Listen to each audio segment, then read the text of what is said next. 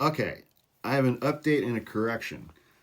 About 40 minutes ago, I reported a video saying that the Trump administration had missed a 5 p.m. deadline to me today, 5 p.m.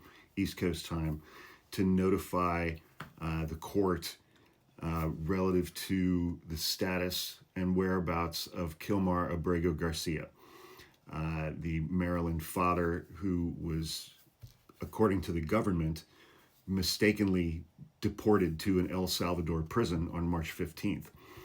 I'd seen reporting that the government had missed its deadline.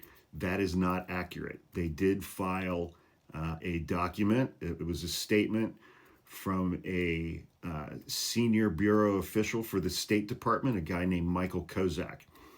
And in that document, he said the following to the court. It is my understanding, based on official reporting from our embassy in San Salvador, that Abrego Garcia is currently being held in the Terrorism Confinement Center in El Salvador. That's that CCOT prison.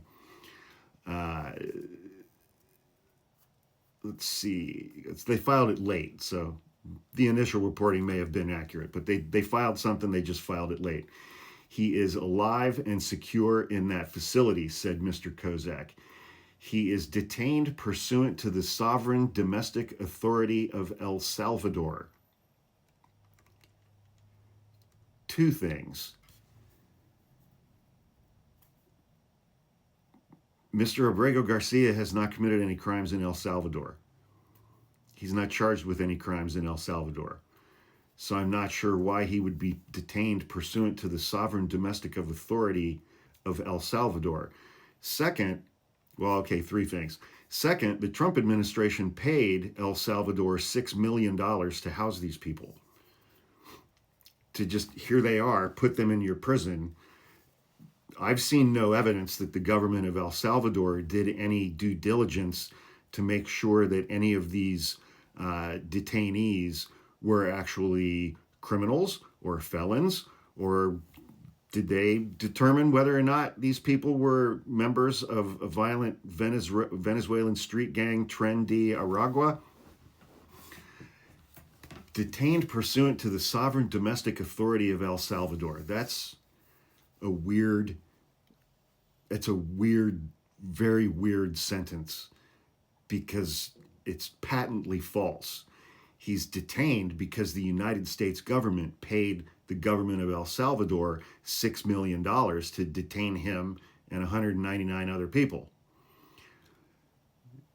But let's back up a second. Mr. Kozak's statement starts off with, it is my understanding, based on official reporting from our embassy in El Salvador, that Mr. Abrego Garcia is currently being held at the CCOT Center. It is my understanding. So basically, it's like a double hearsay declaration. Somebody told the embassy where this guy is, and the embassy told this guy, Mr. Kozak, where Abrego Garcia is. So neither one of those people apparently have firsthand information of where Mr. Abrego Garcia is. This statement,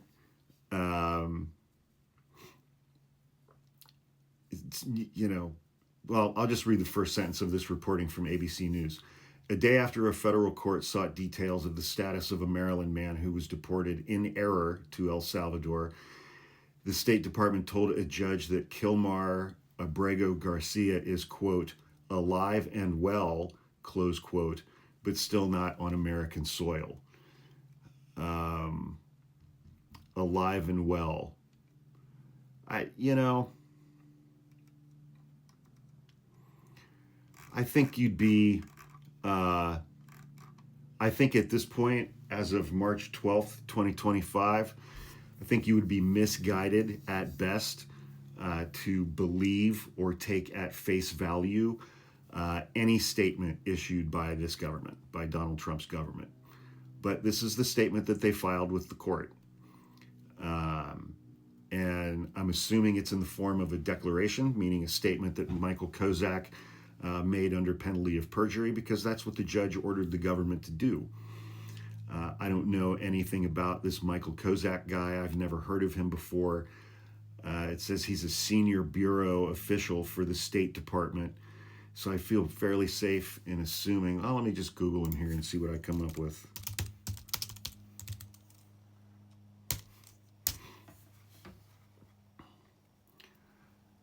Okay, this is interesting.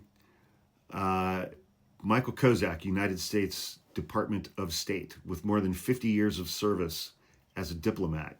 So he's been at the State Department for quite some time.